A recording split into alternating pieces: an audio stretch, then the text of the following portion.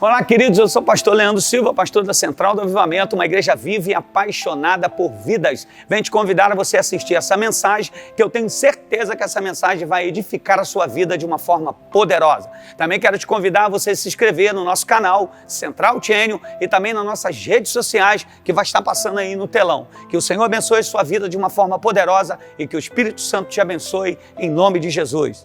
Um beijo. Deus abençoe. Abra comigo a sua Bíblia no Evangelho do Senhor Jesus, segundo escreveu Lucas. Eu quero pedir perdão por esse som anasalado. Estou muito resfriada, guerreando aí com uma febre.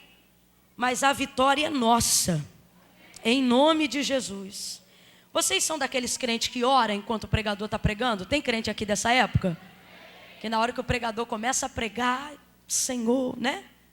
Tem que ser assim que a gente precisa. Lucas capítulo de número 5.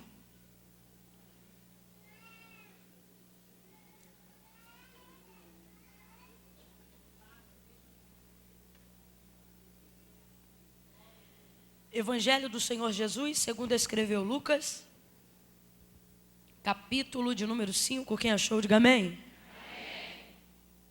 Amém.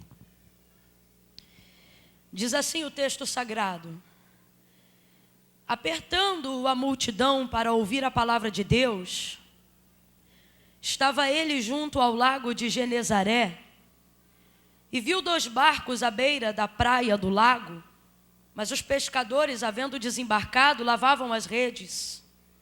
E entrando em um dos barcos, que era o de Simão, pediu-lhe que o afastasse um pouco da praia e, assentando-se, ensinava do barco a multidão. E quando ele acabou de falar, dirigiu-se a Simão e disse: faze-te ao mar alto e lançai as vossas redes para pescar. E respondeu-lhe Simão: mestre, havendo trabalhado toda a noite, nada apanhamos, mas sobre a tua palavra lançarei as redes. E fazendo assim, colheram uma grande quantidade de peixes, que se rompia-lhes a rede, de modo que fizeram sinal aos companheiros que estavam no outro barco, para que fossem ajudá-los. E eles foram e encheram ambos os barcos de maneira tal que quase iam a pique. De maneira tal que quase iam a pique. Diga amém por essa palavra. Eu vou contar de 1 a 3. Quando eu disser 3, você vai liberar uma palavra profética que determina o rumo daquilo que Deus nos confiou como verdade para a nossa vida nessa noite, amém? Quando eu disser 3, você vai virar para a pessoa que está ao seu lado e vai dizer para ela exatamente deste jeito: vai ser maravilhoso. Calma que eu não contei até 3 ainda, tá? Quando eu disser 3, você vai dizer: vai ser maravilhoso. Mas, gente, ninguém conta uma notícia maravilhosa a outra pessoa nesse tom de voz e nessa perspectiva que você contou aí, tá? Você não chega para alguém e diz assim: vai ser maravilhoso. Não, a gente vai ser maravilhoso. Sim ou não? Sim ou não? Eu não aceito que você venha contar uma fofoca com mais entusiasmo do que um milagre. Não aceito isso, não. Quando eu disser, porque às vezes, né? Quando não, irmão, foi só para pedir para orar, sei. Menina, tu não está sabendo o que aconteceu. Um milagre é a melhor notícia que você poderá receber nessa hora, viu? Quando eu disser 3, você vai dizer: vai ser maravilhoso. Talvez você não entenda muito bem o que é maravilhoso. Maravilhoso é aquilo que é melhor do que bom. Aí você diz: Camila, mas melhor que bom não é ótimo? Pois é, maravilhoso é aquilo que é tão bom, que o ótimo não é o suficiente para falar.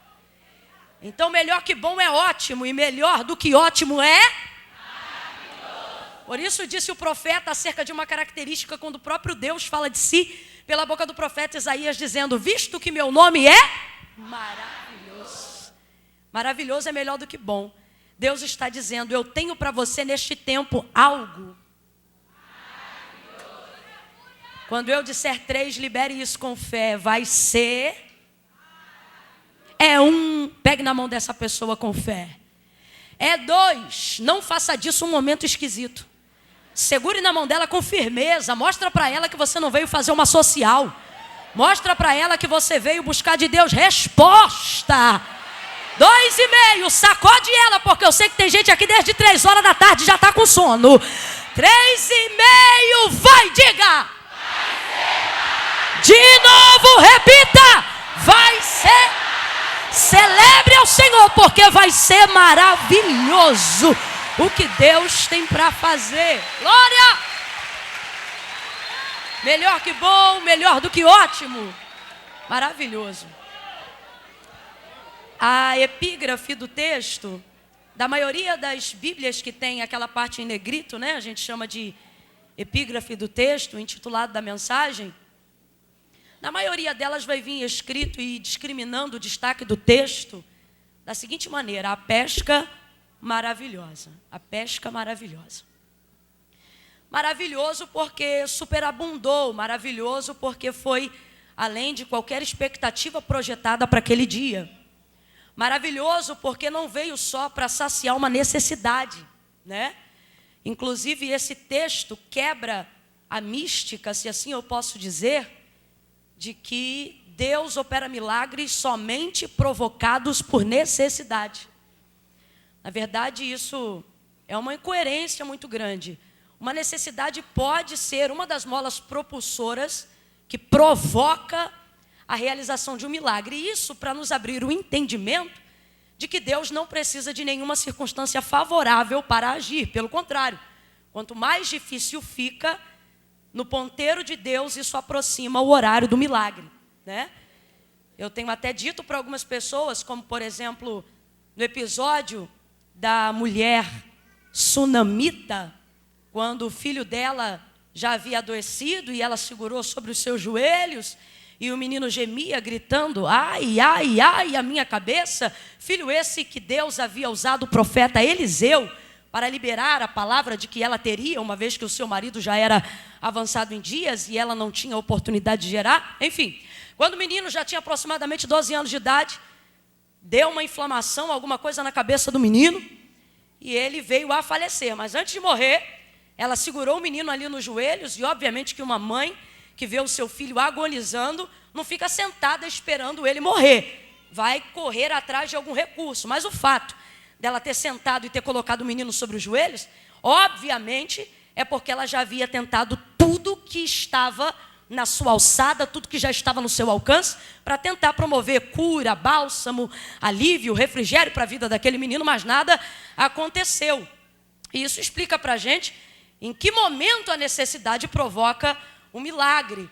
E eu tenho dito isso para as pessoas a fim de compreenderem de que Deus não precisa de uma circunstância favorável para agir. No caso dela, por exemplo, segurando nos joelhos, para nós, que somos aqui numa maioria de cristãos, quantas coisas a gente segura na oração, né? A oração, às vezes, ela não traz o poder de resolver completamente o problema. Porque não é a sua oração que salva, não é a sua oração que cura, não é a sua oração que liberta. A gente tem que abrir a mente com relação a isso, irmão. Quem cura é Deus, quem liberta é Deus, quem salva é Deus, quem faz esta obra é Deus. Agora, se a oração é a única ponte que me liga ao Senhor que faz essas coisas, eu não posso parar de orar, mesmo que as coisas ainda não tenham acontecido. Mas o que eu quero dizer com isso? Eu quero dizer com isso que uma circunstância desfavorável é um ponto que determina uma ação de Deus, mas não determina toda a execução da ação de Deus. Inclusive, às vezes, para Deus agir, Ele nos dá condições de, através da oração, administrar uma situação, porque às vezes a oração não vai lá e pontua. Tipo assim, você ora, aí aquilo ali não resolve na hora que você está orando, mas te dá graça para administrar o que agora não pode ser resolvido. Não, acho que você não entendeu. Tem gente, meu irmão, que sabe que Deus faz e sabe que Deus é, mas porque ele não quer continuar orando porque ainda não resolveu a situação e ele para de orar, aí fica louco, fica pirado, faz tudo errado, porque acha que se a oração não resolveu ainda, tem que parar de orar. E Deus está dizendo: não, não. E se você tem problema com essa informação, já mostra que você está no lugar errado. Se te incomoda saber que quando Deus pensa em fazer algo maravilhoso, não pensa prioritariamente em você, você ainda não sabe quem é Deus. Antigamente podia beber água aqui, não pode mais não? Então pare de me secar. Vai dar glória, vai falar com Deus, vai adorar o Senhor. Não dá só um glória não, que eu me engasgo. Não dá para beber num gole. Eu estou resfriada, garganta ressecada. Vai adorar a Deus aí.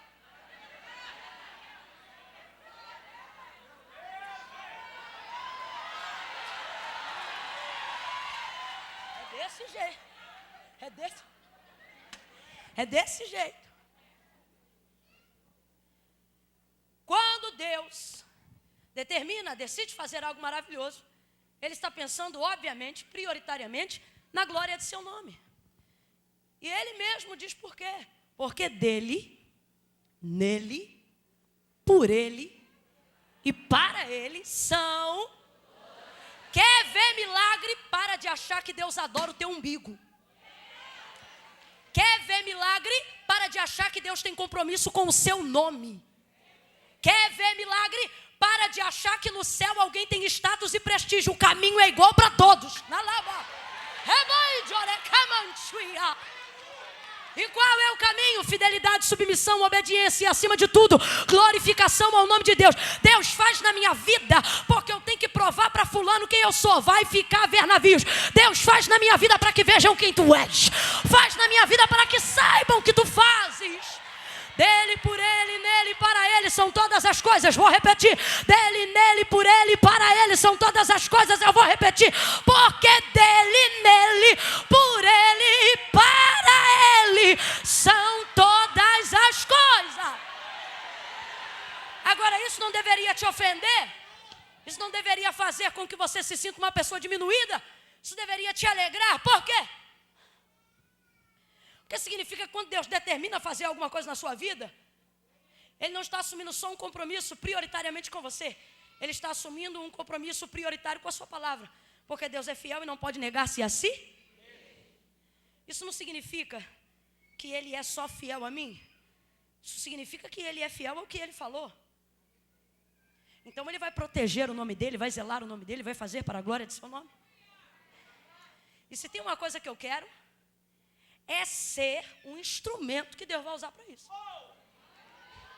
E isso é um privilégio. Isso é uma honra. Isso é uma honra. Isso é uma honra. Então veja bem. Isso facilita as coisas para mim. Facilita, Camila? Facilita. Facilita. Isso impossibilita com que os projetos de Deus para a minha vida, ou com o propósito da vida que eu tenho, dê errado. Por quê? Porque quando Deus me colocou no ventre da minha mãe, e eu só estou usando o meu exemplo para você entender, mas Ele é de todos nascidos aqui. E eu não estou falando nascido na água e do Espírito, não. De todos nascidos aqui. Nasceu, está aqui me ouvindo. É gente, tem propósito. Por quê? Porque todo mundo que aqui há, Deus deu a luz. Ah, Camila, foi minha mãe. Foi sua mãe. Mas você teve vida porque Deus deu. Deus pergunta para Jó. Jó, tu sabes me dizer como se formam os ossos da criança no ventre da mulher? Deus está literalmente envolvido com a formação da vida humana. Literalmente envolvido com a formação da vida humana. A maior prova disso é que, como a gente vê nos filmes, né, por exemplo, o Superman veio de outro planeta e pá, caiu na terra. Deus não. Cobriu Maria do Espírito Santo e envolveu a formação de Cristo no ventre materno. De maneira humana, Deus está comprometido com a formação do homem na vida humana. Essa foi a maior maneira de manifestar a revelação de Jesus Cristo, se fazendo homem, nascendo do ventre de uma mulher.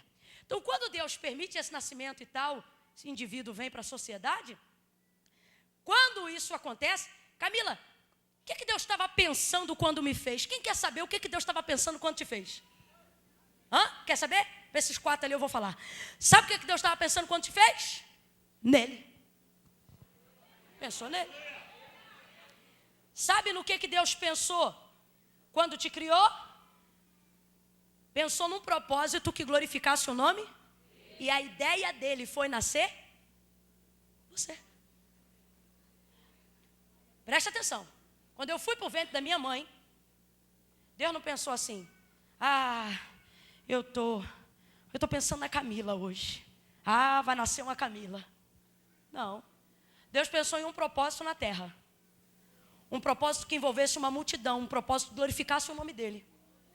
Deus pensou em uma maneira de glorificar o nome dele. Quando pensou em um projeto específico, pensou em alguém que pudesse cumprir esse projeto e esse propósito específico. Então veja bem, Deus pensa nele, glorificar o nome dele. Pensa num propósito que glorificará o seu nome. E aí permite o nascimento de alguém. Então presta atenção. Quando você nasce, você já nasce com um. Olha o que o Senhor disse para Jeremias. E isso não é predestinação, porque nós não somos destes. Não deste nível de predestinados. Antes que tu te formasse no ventre, eu te conheci, Jeremias. E as nações te dei. Você não sabe, Jeremias ainda vai descobrir. Mas o que Deus está dizendo acerca da formação na época do seu nascimento é o seguinte: você já nasceu com propósito, as nações já estão patenteadas para te receber. As nações te dei por profeta. Já havia uma trajetória profética desenhada e que Deus iria cumprir isso na vida do profeta Jeremias. Olha para quem está ao seu lado e diga: você nasceu para dar certo. Camila, se tudo isso é verdade, por que eu estou tentando correr atrás do meu propósito? Por que eu não estou entendendo a minha chamada? Por que parece que a minha vida não tem razão? Camila, se isso aí é verdade, por que está tão difícil acertar? Vou te falar por quê. Porque você não entende que sua vida foi criada para glorificar o nome de Deus. Então você procura coisas que façam sentido para você. Você procura coisas que deem dinheiro para você. Você procura coisas que façam você se alegrar. Você procura status para você, prestígio para você, exaltação para você, honra para você, sucesso financeiro para você. Aí sabe o que acontece? O que acontece com um monte de gente? Quando você tem tudo o que você queria, continua se sentindo sem propósito. E alguém diz assim: ah, Camila, mas minha vida é muito difícil, porque eu não tenho dinheiro, não tenho isso. Ei, meu filho, se depressão só visitasse pobre, rico não estava se matando. O maior problema da gente não é o que a gente não tem, é não saber quem a gente é, a despeito do que a gente tem. E sabe o que está acontecendo? Aí o camarada conquista tudo, a mulher conquista tudo. Quando tem carro, tem empresa, tem dinheiro, tem sucesso, não sabe o que fazer da vida, não sabe para que nasceu, não tem um propósito original. Por quê? Porque a gente passa a vida toda procurando coisas que façam sentido para a gente. Quando você passar a vida procurando coisas que glorifiquem a Deus, você não fica mais perdido. Você entende a sua identidade. Você é realizado. Se tem pouco, dá glória a Deus. Se tem muito, dá aleluia. Se tem com fartura, você adora. Se tem pouco, você dá glória. Porque você entende quem você é. Aonde a sua identidade é definida? Na consciência do seu Criador. Olha de novo para ele e diga, ou para ele diga: você nasceu para dar certo. Pega na mão dela ou dele de novo e diga: vai ser maravilhoso. Vai ser, profetize e diga: vai ser maravilhoso. Vai ser maravilhoso o que, Camila? Quando você descobrir, quando você entender que quem define a sua identidade e seu propósito de vida é quem te criou. Quando um equipamento dá defeito e ninguém sabe qual é o defeito, a gente vê se está na garantia. Se está na garantia, a gente manda para o distribuidor. O distribuidor pega e manda para assistência técnica, fabricante. Deus está dizendo aqui para alguém: vai falar com o fabricante. Eu não estou falando do seu progenitor. Estou falando do seu Criador. Leva a mão não, seu pai foi distribuidor. Seu Deus é o único que sustenta a patente de criador de tudo que existe e de tudo que há. E isso inclui você. Isso inclui a sua vida. Então veja bem, é da vontade de Deus vivermos coisas maravilhosas. É da vontade de Deus vivermos uma vida abundante. O que disse Jesus em seus primeiros sermões? Eu vim para que tenhais vida e a tenhais em abundância. Isso não fala necessariamente do que a gente tem, mas fala de conhecer quem a gente é e ser satisfeito com quem a gente é. E nós temos vivido um tempo onde as pessoas pensam que somente a necessidade de algo vai provocar um milagre. E por que eu estou firmando essa tecla? Porque tem gente achando que tem que chegar na beira do abismo para ver acontecer alguma coisa maravilhosa. Quantas vezes os nossos púlpitos perdem a referência do Deus que faz coisas maravilhosas na vida de quem não se perdeu, na vida de quem não tem, abre aspas, um testemunho forte para contar. Quantas vezes estabelecemos para a igreja a patente da regra, que alguém tem que ter perdido muito, falido muito, quebrado muito, destruído muito, para conferir essa pessoa ao púlpito e dizer, conte aí o testemunho, porque vai impactar as pessoas. Quer impactar as pessoas? Traga alguém que nasceu crente, viveu crente, está crente até hoje. E pessoas também ficarão impactadas. Porque nós estamos vivendo numa linha de desequilíbrio eclesiástico muito grande. É jovens que querem viver uma experiência lá fora para ter um testemunho para contar aqui dentro. Só que isso trazem marcas de consequência que não são distribuídas no altar, mas fica na vida de cada pessoa. E isso está escrito no livro de Provérbios, não é a minha opinião. Pergunte para alguém que está vivendo com Cristo hoje e teve uma vida destruída outrora no mundo, do que tal pessoa se arrepende. E se ela disser de nada, é porque ainda não se arrependeu de verdade. Eu não me arrependo de nada. Você conversa de filosofia barata e humana. Vai ler o Evangelho. Porque se você encontra uma pessoa madura na fé que outrora se arrebentou no mundo, ela diz, eu só me arrependo de não ter conhecido Jesus antes. Eu só me arrependo de não ter entregado minha vida para Jesus antes. Desde então estamos criando um tipo de cultura nas igrejas, aonde a gente só congrega um povo, só lota uma igreja debaixo de campanhas apelativas de gente desesperada que vai fazer qualquer coisa porque precisa de algo. E o evangelho não é tão fraco assim, que dependa de que uma pessoa viva à beira de uma necessidade absurda para conhecer o que é maravilhoso. Paulo vai escrever aos Filipenses e ele vai dizer o seguinte: sabe estar em fartura, sabe estar em escassez, porque em todas as coisas ele aprendeu a andar contente. Dentro da mesma conjuntura, dentro do mesmo contexto, ele vai dando continuidade ao que fala aos Filipenses e vai entrar no assunto da necessidade da vida do crente.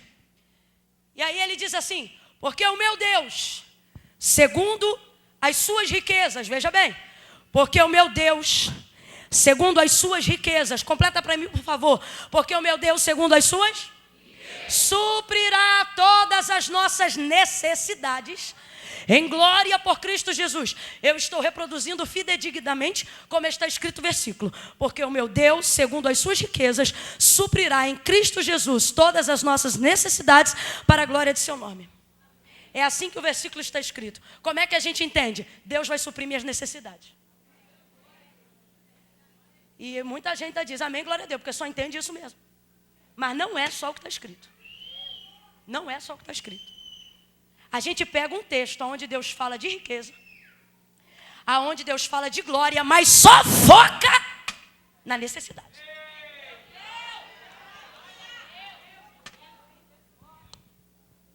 Meu Deus, segundo as suas riquezas, interprete o texto. Meu Deus, segundo as suas riquezas. Então, peraí, porventura tenho eu, se fosse o caso, mais dívida do que Deus tem riqueza? Vai ouvindo aí. Meu Deus, segundo as suas riquezas, presta atenção. A gente lê o texto e interpreta da seguinte maneira: meu Deus vai suprir as minhas necessidades. E aplica na vida assim: Deus vai suprir as minhas necessidades de acordo com as minhas. É assim que a gente aplica, fala a verdade. Fala a verdade. Sim ou não? Deus está dizendo, eu não vou suprir suas necessidades de acordo com as suas necessidades. Deus está dizendo, eu vou suprir suas necessidades de acordo com as minhas. Interpreta o texto, gente. É isso. Deus não está dizendo, vou suprir suas necessidades de acordo com as suas necessidades. Deus está dizendo, eu vou suprir suas necessidades de acordo com as minhas. O que Deus está dizendo, pelo amor de Deus, na boca de Paulo? Deus está dizendo que não vai, e não é característica de quem Ele é, decidir pagar uma conta a conta. Ah, não. Deus está dizendo, você nunca vai ter necessidade mais do que eu tenho. Quando Deus entra para operar um milagre, meu irmão, Ele não entra para pagar sua conta. Se Deus só pagou conta, foi o Deus da provisão. Eu vim pregar o Deus maravilhoso. Deus te trouxe hoje aqui para dizer, ei, por intermédio das suas necessidades, você pode conhecer o Deus da providência. Mas se você desejar glorificar o nome de Deus em tudo que você tem, em tudo que você é, você também conhecerá o Deus maravilhoso. O Deus que vai além do que é bom. O Deus que supera aquilo que é ótimo. E o Deus que não depende de necessidades para aparecer no campo de atuação da tua vida. Deus não é Chapolin Colorado que espera a hora mais difícil para a gente dizer, e agora?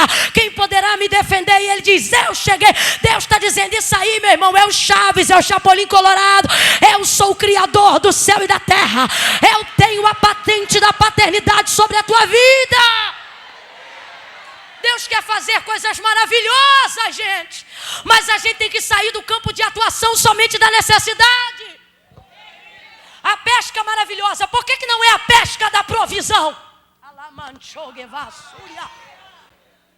Porque Jesus não está apenas provendo algo bom, Ele está fazendo algo. Coisas maravilhosas não podem caminhar somente de acordo com necessidade.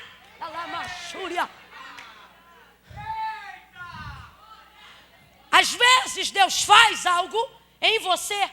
Às vezes Deus faz algo através de você. Mas uma coisa é certa, Deus sempre quer fazer. Então, se eu preciso, Deus pode manifestar na vida de quem precisa. Mas se alguém precisa, Deus vai usar quem crê para manifestar na vida de quem? Mesmo que eu não esteja precisando. E é isso que Deus está procurando entre nós hoje aqui. Alvos para a realização de um milagre, seja na minha vida, ou seja me usando como instrumento na vida de alguém. Por que eu digo isso? Porque a palavra foi em direção a Pedro. Ele foi um instrumento para esse grande milagre. Seu barco, sua rede, sua direção. Mas o resultado mesmo da pesca maravilhosa, ele nem pegou. Porque recebeu de Jesus uma chamada, caminhou com Jesus e o peixe ficou lá. Vai entendendo aí o que Deus está dizendo para alguém hoje aqui? Tem que parar com essa mania de achar que somente, eu não estou dizendo que não, mas não posso caminhar no prisma de que somente a necessidade vai provocar um milagre. A realização do que nós vemos aqui agora no capítulo de número 5 do Evangelho de Lucas, não foi por necessidade apenas. Você acha que um pescador que trabalha no ramo da pesca, envolvido com a pesca e que pesca todo dia, não tem peixe em casa no sal? Não tem não? Você acha que um pescador não tem não? Claro que tem. Tem peixe lá ou não tem, gente? Na casa dele tem ou não tem? Claro que tem. Eu não estou falando de alguém que vai pescar de vez em quando. Eu estou falando de alguém que está envolvido no ramo da pesca. Ele tem peixe, o pessoal lá tem peixe. Só quem não tem peixe é essa multidão que vai chegar aqui depois. Vai ouvindo aí. Então precisamos entender. Esse milagre que nós estamos vendo aqui e os milagres maravilhosos que nós queremos viver, que caminham acima das necessidades, precisamos abrir a mente e entender que não é necessidade que move a mão de Deus. Não. Primeira coisa, se você só desenvolve esse viés de pensamento, em pouco tempo você começará a achar Deus injusto. Em pouco tempo, não importa o quanto você lê a Bíblia, não importa o quão crente você acha que é. Se você desenvolver o viés de pensamento que Deus só opera por necessidade, daqui a pouquíssimo tempo a sua capacidade de juízo vai determinar para você que o seu Deus é injusto. Por quê? Por que uma morreu e a outra está viva? Por que o crente que adorava o Senhor morreu de câncer e o ímpio está curado? Por quê? E a gente começa a desenvolver esses pensamentos. Você quer ver um pensamento desenvolvido? E vou falar isso para os mais maduros na fé que podem ouvir. A ideia de que só pode ofertar na vida de pobre. Não pode dar oferta para rico. Tem gente que desenvolve esse pensamento. Não vou abençoar fulano já é abençoado. Aí sente vontade de entregar um negócio. Aí, poxa, Deus mandou dar para fulano. Ah, mas devo estar louca, porque fulano tem tudo. A ideia de um Deus de rótulos, de um evangelho setorizado, de uma fé segregadora. Isso não é reino, isso é província. Deus está te pensando hoje e está dizendo, vem cá comigo que eu vou te mostrar o que é reino de Deus.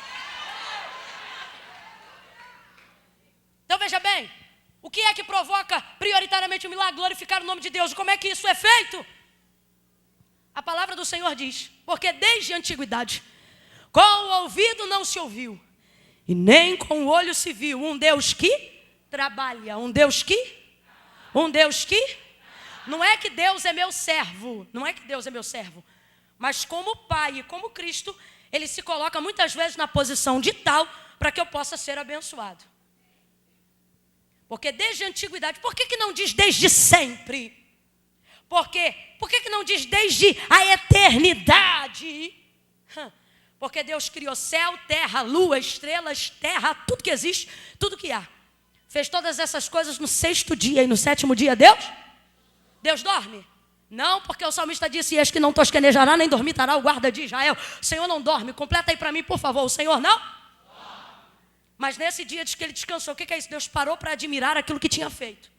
E foi somente isso que fez. A fim de que deixasse para nós o exemplo de que o trabalho está para o descanso, tanto quanto o descanso está para o trabalho. Se Deus respeitou o limite, nós também devemos de respeitar. Mas a despeito disso, depois de fazer todas essas coisas, Deus descansou. Mas por que o profeta vai dizer desde a antiguidade, com o ouvido não se ouviu e nem com o olho se viu, ao invés de dizer desde sempre? Porque fez todas essas coisas e descansou. Mas desde o dia em que criou o homem, nunca mais Deus descansou. Deus está trabalhando. Olha para quem está ao teu lado e diz, e tu dá trabalho, hein? Camila, será que isso é verdade? Veja Jesus sendo assunto aos céus. Momentos finais de sua vida humana aqui na terra. Ele diz assim, eu vou para o meu pai, vou ajudar ele. Ele diz, eu vou, porque eu trabalho até agora e meu pai até agora. Na calaçobenevassúria. Também trabalha. Olha para quem está do teu lado, pega na mão dessa pessoa aí agora. Diga para ela, fez o céu, a terra, oceanos, animais, relva e descansou. Mas desde que você nasceu, nunca mais ele parou. Ele trabalha, o Pai trabalha, o Filho trabalha, o Espírito trabalha. E trabalha para quê? Para que você entenda o que é viver uma vida maravilhosa na presença de Jesus. Aleluia! Oh, aleluia! Aleluia! Vai ouvindo aí. Desde a antiguidade com o ouvido não se ouviu e nem com o olho se viu um Deus que trabalha. Agora interprete o texto para aqueles que precisam. Não. Porque desde a antiguidade com o ouvido não se ouviu e nem com o olho se viu um Deus que trabalha para aqueles que nele esperam. Camilo, o que você está dizendo? Não sou eu, é a Bíblia. Milagre não é para quem precisa. Milagre é para quem espera, deseja, almeja, projeta. E o que é esperar? Expectativa da fé. Porque sem fé é impossível. E como é que eu vou receber de Deus algo maravilhoso sem agradá-lo? E não adianta dar para Deus suborno, não adianta barganhar com Deus, não adianta colocar Deus na parede. Não. Deus se agrada com fé. Pode conhecer um monte de azeite, um monte do castiçal, pode falar em línguas, pode interpretar línguas. Pode ter pregado o mundo inteiro, pode conhecer todos os países do mundo, pode falar inglês fluente, pode falar espanhol fluente, pode ser aprimorado em obras, pode fazer muitas coisas. O que agrada a Deus é?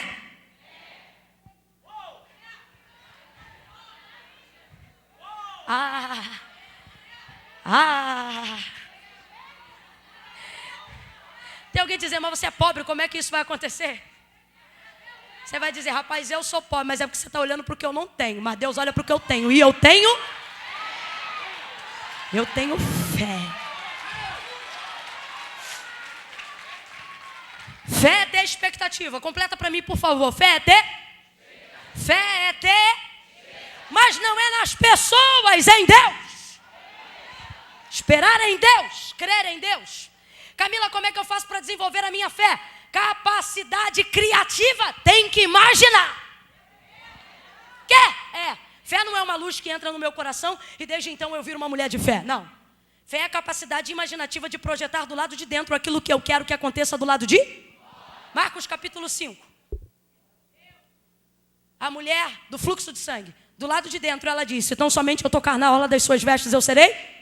Se tão somente eu tocar na orla das suas vestes, eu serei. Se tão somente eu tocar na orla das suas vestes. Ela se imagina indo, imagina tocando, imagina fazendo. O que acontece? Jesus passa, ela toca na orla das suas vestes. Responda para mim, ela pediu para ser curada? Ela pediu para ser curada? Eu tenho dito, sempre digo isso. Ela foi lá, pegou o que queria sem pedir, não foi roubo. Desse jeito. Foi lá, pegou o que queria sem pedir, não foi roubo. E recebeu, foi curada ou não foi? Foi curada ou não foi? E não foi em 15 dias, não. Não teve Jesus falando, conta 30 dias, minha filha. Não. O texto diz que ela tocou e foi curada estancou a hemorragia e se viu livre daquele mal que já acompanhava ela há 12 anos. Vou perguntar de novo, ela pediu para ser curada? Não. Pegou o que queria e já ia embora. Jesus só chamou de volta para poder tocar onde ela não podia tocar. Por quê? Porque quando ela tocou e recebeu a cura do sangue, tocou aonde via. Quando Jesus chamou ela de filha, tocou aonde ela não via. Mais de 12 anos. Então, às vezes, a gente vem e faz uma campanha, toca, leva o que quer. Mas tem que deixar Jesus chamar. Porque você recebe o que precisa, mas ele recebe o que você quer, mas ele te dá também o que você precisa e não sabe. Cura na alma, cura nas emoções, cura na mente. Resumindo o texto, tocou, pegou e levou. Desenvolveu a fé em casa, desenvolveu a fé na mente, desenvolveu a fé sem conselho. Olha para mim, fé não pede conselho. Ideias, projetos, decisões que você vai tomar, é bom tomar conselho. Ideia de fé, não é bom pedir conselho. Porque sua fé é uma, do irmão é outra, do de trás é outra. Mulher foi lá e desenvolveu, vou tocar na orla das vestes e você curada. Tocou e foi curada na hora. Eu disse, Jesus, como é que foi isso? Jesus me disse, olha, ela pegou o que queria, não pediu, você viu? E por que isso aconteceu? O Senhor disse para mim, ora, porque ela sabia duas verdades. Primeiro, estava comigo, mas pertencia a ela. Ela sabia disso. Estava com ele, mas pertencia a ela. Segunda coisa, essa mulher não gastou tempo pedindo para usar o que já era dela. Coisa que a maioria de nós faz. O quê?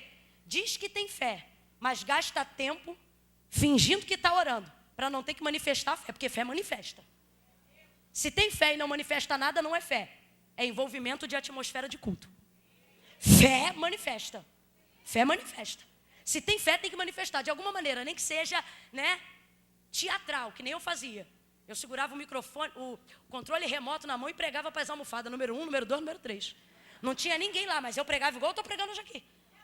Não tinha nada, mas era fé, eu manifestava, segurava o controle, olhava para as almofadas, eu soltava, pegava o controle que estava na minha mão, soltava e dizia, canta Lauriette, aí Lauriette cantava, Jesus vai curar agora. Eu fazia o culto na sala, quem tinha lá? Se você olhar sem fé, você vai dizer ninguém. Se eu olhar, eu dizia, eu já estava pregando aqui muito antes de você me ver. Você consegue compreender o que Deus está falando? Capacidade de imaginar, essa mulher imaginou, projetou. A gente muitas vezes, deixa de viver algo maravilhoso, porque não entende que a fé precisa estar envolvida com uma capacidade criativa de imaginar. Imagine, eu vou contar de 1 até 3, você não vai falar não. Você vai gritar para quem está do seu lado. Quando eu disser 3, você vai dizer imagine. Vamos lá, 1, 2, 3, vai. Imagine. Tem gente que só não vê o milagre porque não tem imaginação. Presta atenção. Pedro vai ver a escassez no deserto quando Jesus faz o milagre da multiplicação. Aí Jesus diz assim, filhos, dê-lhes de comer. Aí eles dizem, nós não temos nada senão 5 pães e 2 peixes. Aí Jesus diz assim, então me dá aqui. Aí Pedro diz assim, Senhor, isso aqui. André diz assim, o que é isso para tanta gente? Aí Pedro diz assim, olha isso. Nem que tivéssemos 200 denários de dinheiro, ele tem, ele tá, mas nem na imaginação consegue romper. Nem, vai ouvindo aí, porque essa palavra vai ser vida para você. Nem que tivéssemos, disse Pedro, vou perguntar de novo, ele tem? Os discípulos têm? Jesus tem? Ele vai falar algo da imaginação. Nem que tivéssemos, ou seja, 200 não vai. Mas Salomão disse que o dinheiro tudo resolve. Se tudo resolve, então tem uma quantia de dinheiro que em algum momento vai saciar a compra para toda aquela gente, sim ou não? Mas nem na imaginação o cabra rompe, nem que tiver. Já imagina não tendo. Gente, paga para imaginar? Receita Federal recebe para imaginar? Não. Imaginação. Nem para imaginar o cálculo de quanto seria, ele consegue. Por isso Jesus, vez ou outra, olha para eles e diz, geração incrédula! Até quando vocês me terão com vocês? Nem que tivéssemos. Não tinham, mas já que é para imaginar, faz a conta direito. Você não está imaginando? Imagina direito. Imagina direito.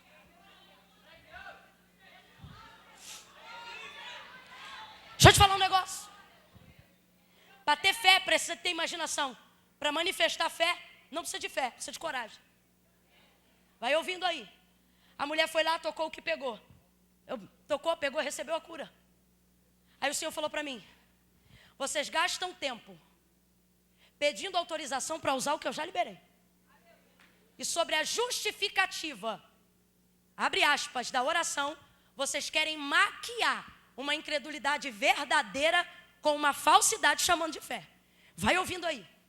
Deus respeita até uma incredulidade sincera, mas não tolera uma falsa fé. Vai ouvindo aí, que estou aqui, vou liberar. Eu vejo Jesus entrando na casa, depois da ressurreição, num dia em que Tomé não estava. Jesus entra, todos vêm. Jesus vai embora, Tomé vem depois. Tomé entra e dizem, Jesus esteve aqui. Ele diz, eu não acredito. Não acredito. Não tem como, eu vi ele lá. Não tem como. Ele não... Tomé, Jesus esteve aqui. Pois se eu não tocar na perfuração dos seus cravos, não creio. Segunda oportunidade, Jesus aparece. Tomé olha para ele e toma um susto. Jesus diz o que para ele? Incrédulo não. Jesus diz, vem aqui, toca. Não, não precisa, Senhor, agora tu vai tocar. Toca, tocou. Tomé, agora você crê? Creio. O Senhor está dizendo, se for para resgatar uma fé verdadeira, eu visito até a tua incredulidade. Mas isso só vai acontecer quando você parar de maquiar essa falsa fé. E aonde está a falsa fé? A falsa fé está na falta de atitude de manifestar o que a gente diz que crê. Vou falar rasgado e a mulherada aqui vai entender. Temos aqui profetas, profetisas do eterno. Homens e mulheres que Deus levantou dizendo, você vai curar. Gente que Deus já pegou a mão, profeta que já marchou na sua direção, botou a mão na sua mão e disse, você vai tocar nos enfermos. Teve gente aqui que já abraçou até sem saber. Alguém que estava enfermo e alguém disse, menina, naquele dia eu estava queimando em febre. Você me abraçou, a febre foi embora. Fui curada. Você diz, eita Jesus, tu me usa mesmo. Te usa até mais quando você não sabe. Porque sabendo, você gera incredulidade na hora. Aí está num culto que nem esse aqui. Jesus está dizendo, vou curar, vou tocar. Jesus está dizendo, vou descer minha glória, hein? Vou batizar com o Espírito Santo. Vou fazer isto, vou fazer aquilo. Aí a gente sente a atmosfera de glória propícia para milagre. Tem gente aqui que tem tanta promessa de Deus. Quando vê mendigo embaixo da ponte, todo mundo quer ir embora. Ela está doida para descer do ônibus e abraçar. Tem gente que vê alguém enfermo com alguma coisa na pele e sente nojo. Ela vê e quer logo impor as mãos. O chamado queima. E Deus está dizendo, eu vou fazer, eu vou te usar. Eu te levantei, eu sou contigo. Aí ela está sentindo, mas não toca, não ministra, não vê a cura. Aí alguém diz assim, mas é falta de fé. Não, fé tem, porque ela se imagina tocando, ela se imagina curando. E o que está faltando? Sabe o que está faltando? Você fica num culto desse aqui, ó, porque está pesado de glória, irmão. Isso aqui não é sono, não. Está pesado de glória, de consciência, de atenção, de visão, de entrega, de sacrifício. Aí você fica assim, eita Jesus, eu estou sentindo. Ah, Senhor, me dá unção, me dá unção. Me dá unção que hoje aqui eu vou tocar em alguém. Me dá unção que hoje aqui eu vou fazer alguma coisa. E o Senhor não dá nada. Por que não? Porque Ele está dizendo, para de pedir para usar o que eu já te dei. Ao invés de ficar pedindo unção, Ele está dizendo, levanta a mão. E ao invés de dizer, me dá unção, começa a dizer, Deus, me dá coragem, me dá coragem, me dá coragem, porque unção eu já tenho para fazer. Sacode ele, sacode ela, diz, coragem, meu filho, coragem, coragem. Não, sacode ela e diz, coragem, coragem, meu filho, coragem, coragem, porque quem te chamou não mente, coragem, coragem, coragem. Acerca da nossa contribuição no reino de Deus, a instrução é assim, nem por tristeza, nem por necessidade. Deus ama o que dá com... Dá um glória aí que eu vou fazer uma coisa feia, não quero que você ouça. Vai, me ajuda.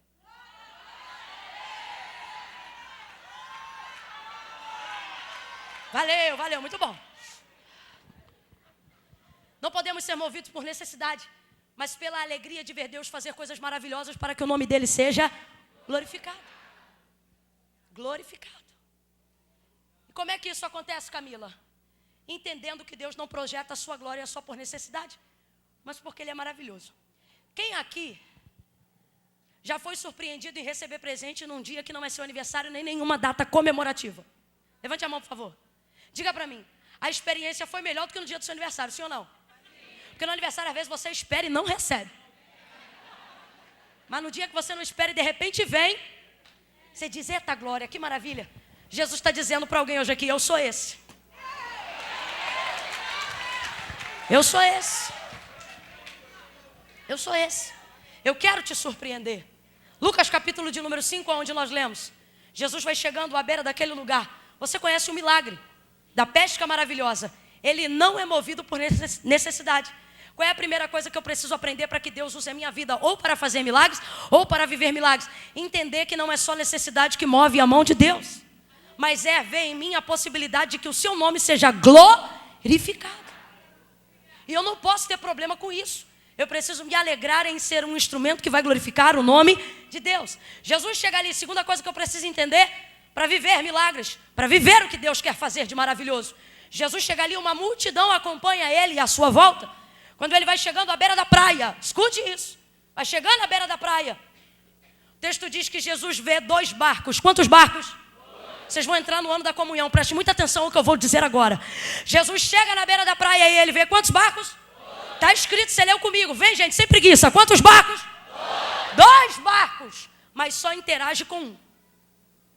Entra dentro de um, manifesta a palavra do milagre que vai se realizar somente pela vida, sobre a vida de um dos donos do barco, que é o de Pedro, do qual ele usou. Mas quando ele chegou, ele viu? Isso aqui se chama visão panorâmica. Quem não tem visão panorâmica não vive milagre. O que é visão panorâmica? Capacidade extrema de absorver a realidade de um lugar. Você tem aí no seu celular foto panorâmica. Pelo menos a maioria da galera que tem. O restante está orando. Deus vai dar. Foto panorâmica. Você aperta a foto e dá uma girada. Quando isso foi inventado, dava no máximo 180 graus. Hoje em dia tem uma galera que tem uma tecnologia que ele traz a realidade até de 360 graus. Você pega a capacidade de realidade do lugar inteiro. Quer viver algo maravilhoso? Ative a sua visão panorâmica. Como assim? Pegue a realidade do lugar. Pegue a visão do coletivo. Saia da visão micro e entre na visão macro.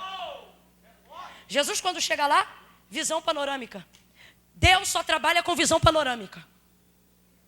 Deus só trabalha com visão panorâmica. Eu vou repetir a 3ª vez. Deus só trabalha com visão panorâmica. Deus não é alguém sem plano de contenção. Deus não é alguém que deixa as coisas irem a efeito dominó. Deus não trabalha de maneira aleatória, louca, sem noção do que o final de um acontecimento vai dar.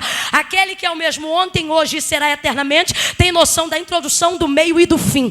Deus não trata absolutamente ação nenhuma sem ter um plano de contenção daquilo que vai acontecer. Por exemplo, você olha para alguém, eu aqui em cima, eu olho para alguém aqui embaixo, escolho uma cadeira e vejo uma pessoa sentada na cadeira. Isso aqui é uma visão humana, individual, egocentrística, focalizada e não multifocal. Visão humana. Mas como disse o Senhor a Samuel, eu, o Senhor, não vejo como vê o homem. Não vê só o coração, mas vê tudo que vai no coração e sabe tudo que virá no futuro. Quando eu olho para alguém sentado aqui na cadeira, eu só vejo essa pessoa.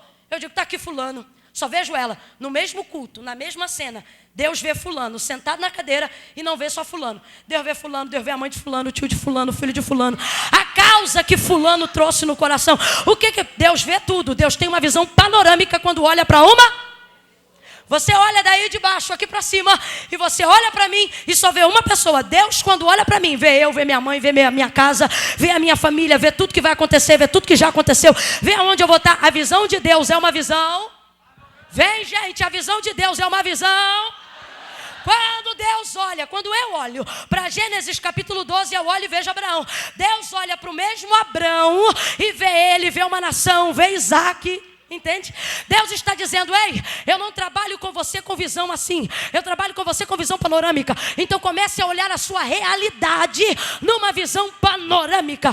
Deus está dizendo, quer que eu me mova na sua casa? Pare de pedir só por você. E seja um instrumento que eu vou usar para atingir sua mãe, para chegar no seu pai, para chegar na tua casa, para visitar teu parente no Nordeste, para ir para fora do país. Deus, quando olha para você, quer ver em você a disponibilidade de que sua visão panorâmica esteja ativada. Ativada.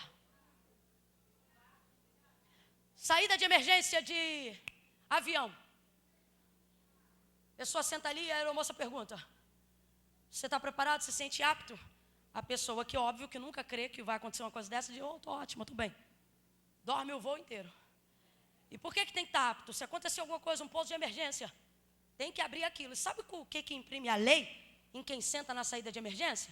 Se você disse que está apto, você se responsabiliza ali. O que acontece? Se precisar abrir a porta da saída de emergência, você tem que esperar todo mundo sair primeiro. E você só sai por último. Só pode ficar na saída de emergência quem tem uma visão.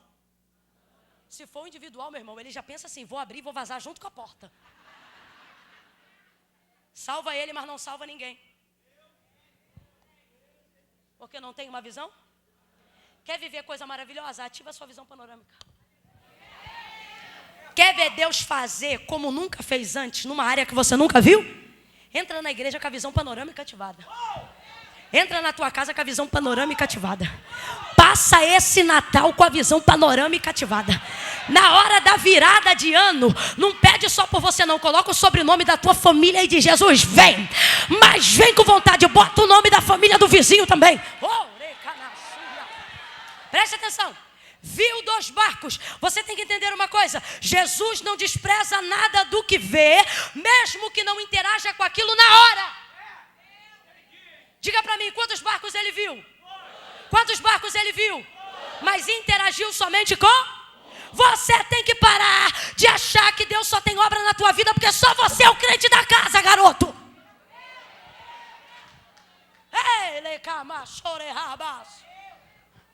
Porque Deus só vai fazer na minha vida, porque quem ora lá em casa sou eu. Ei, viu 2 barcos, falou só com um, mas a sua visão era? 2. Visão panorâmica. Deus está dizendo a alguém aqui. Ei, eu não desprezo nada do que eu vi.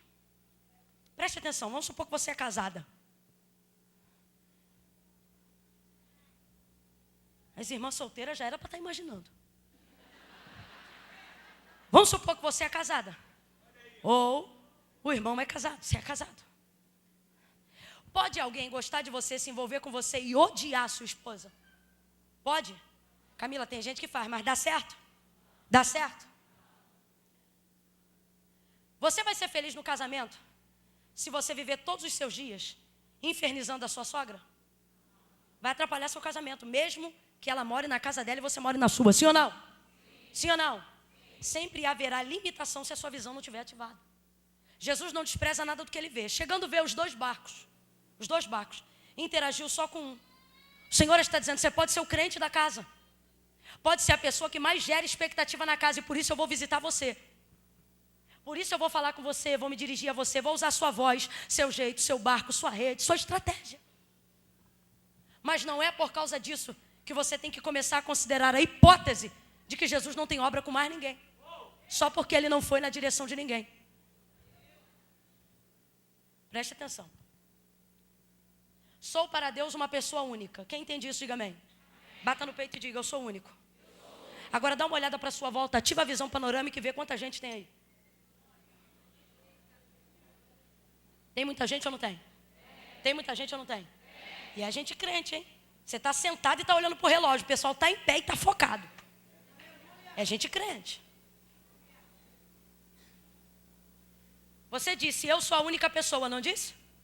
Mas quando você olhou para sua volta, você é uma pessoa única. Mas é a única pessoa aqui? Mas você é uma pessoa? Mas não é a única? Mas você é uma pessoa? Mas não é? Deus está dizendo para alguém, eu quero que você trabalhe assim. Sou uma pessoa única. Por isso Deus vai tratar algumas coisas comigo que não vai tratar com ninguém. Mas não é porque Ele está tratando comigo que isso faz de mim a única pessoa do lugar. Sou única, mas não sou a única. Deus vai visitar a hereditariedade aqui. Deus vai visitar filhos posteriores, geração posterior. E vai visitar gente que veio antes de você, mas ainda está vivo na sua casa e precisa saber quem é Deus. E se você é o canal, agora sou eu que digo para a Central do Avivamento: deixa Deus te usar. Deixa Deus te usar. Ative a sua visão.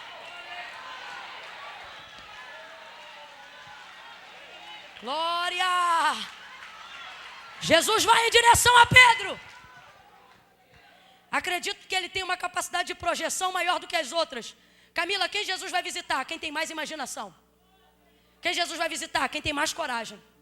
A quem Jesus vai se dirigir? A quem tem capacidade de pegar o comando.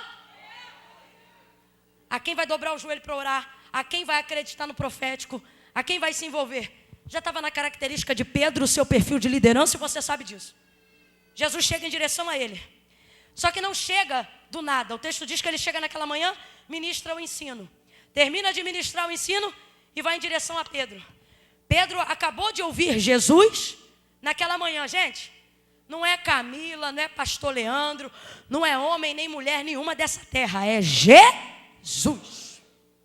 É Jesus. Pense numa manhã de consagração que não deu nem tempo de pecar e o Filho do Deus vivo prega. Pensa você caminhando para a beira da praia e alguém perguntando, vai para onde? Vou para uma consagração ali na praia. É mesmo? E quem prega? Jesus de Nazaré. Ah, você está doido? Pensa num culto onde Jesus é o pregador. Jesus, imagine. Camille, vai existir esse dia? Vai. O dia que o homenageado vai estar presente na própria homenagem. Aí, Jesus ministra naquela manhã. O coração de Pedro está quebrantado. Por quê? Porque o fracasso quebranta a gente. Por isso que a Bíblia diz que Deus resiste o soberbo. Porque a única maneira dele encontrar o arrependimento é mediante o quebrantamento. E ele não consegue fazer isso inteiro. Só faz isso se for soberbo depois que foi.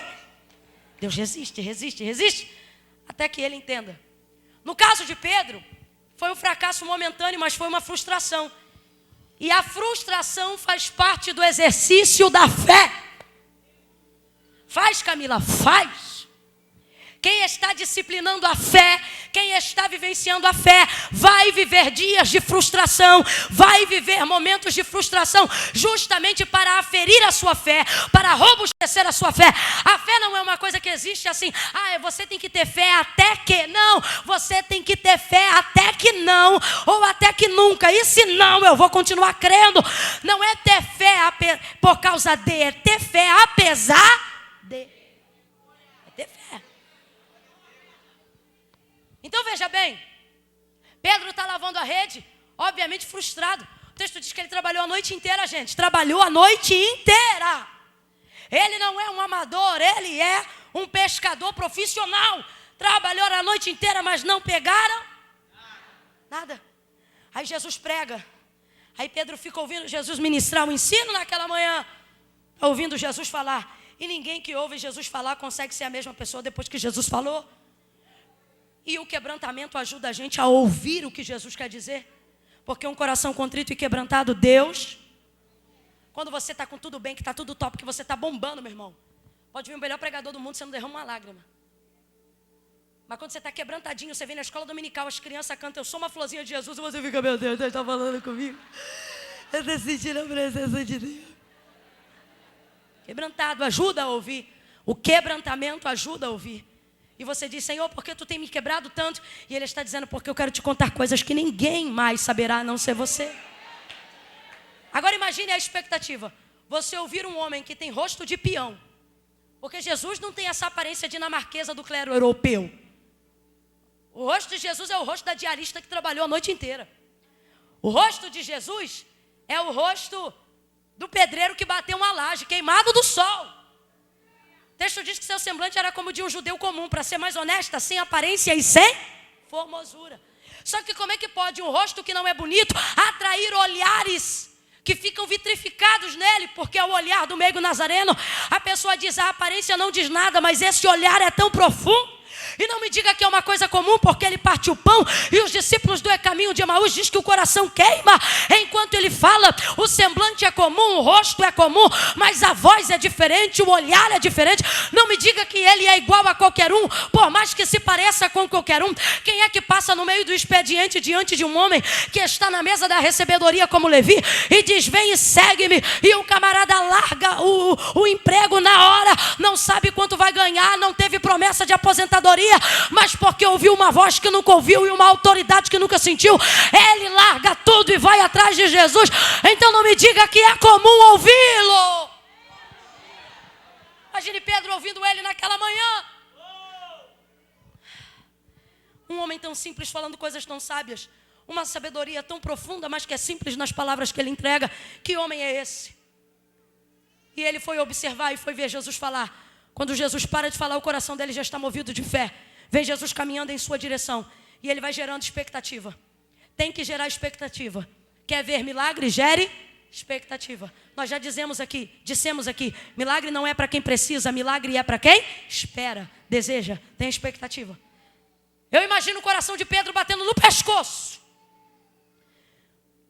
O homem com maior autoridade que ele já viu está vindo em sua direção. Camila, ele não sabe que é Jesus, mas sabe que está diante de um mestre.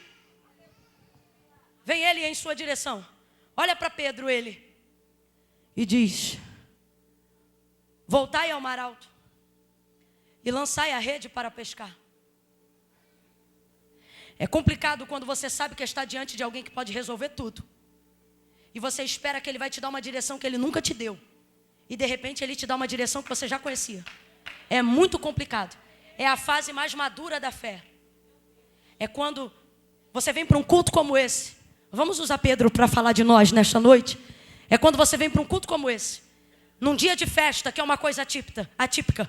Um pregador de fora, que às vezes não é da casa. E você cria uma expectativa diferente. E isso não é errado, é legítimo. Porque nós fazemos isso, porque sabemos que quando sacrificamos diferente, fazemos coisas diferentes, Deus também se move de um jeito diferente. Então a gente cria uma expectativa, eu vou lá hoje porque Deus vai falar comigo, é hoje que Deus vai dar direção. É hoje que Deus vai dizer se vai ou se racha. É hoje que eu vou saber se fico ou se não fico. Deus vai me dar direção. Você cria expectativa diante daquilo que você já ouviu, sabendo que quem está falando com você tem o poder de resolver sua vida num estalar de dedo. Gente, esse Jesus aqui é o Jesus que mandou Pedro lançar um anzol na água e pegar um peixe. E dizia que na boca do peixe ia sair a estátua para pagar o imposto. Eu tenho dito para as pessoas, isso é caixa eletrônico na água. Quando você sabe que está diante de alguém que tem poder para fazer isso, você espera coisas extraordinárias. Afinal, se é para imaginar, se é para gerar expectativa, a gente não vai gerar coisa baixa. Quem está me ouvindo, diga amém. Então você cria expectativa e de repente a palavra profética vem ao seu encontro. O homem da autoridade está diante de você. O pregador tem uma palavra que vai te ajudar a tomar a decisão da noite. De repente, quando todas as suas fichas estão depositadas numa decisão final, a palavra que Jesus tem para liberar já começa dizendo: volta. E acontece exatamente isso, ninguém dá glória. Por que não? Porque é difícil entender que ele vai fazer uma coisa nova, te mandando insistir em métodos antigos. É complicado quando você vem para um culto como esse, cria uma expectativa nova. É hoje que Deus vai me dizer se eu caso ou se eu me divorcio. É hoje que Deus vai me dizer isso ou aquilo. E aí Deus vem para essa mulher atribulada, um exemplo, e diz assim: volte e continue amando o mesmo homem. É difícil.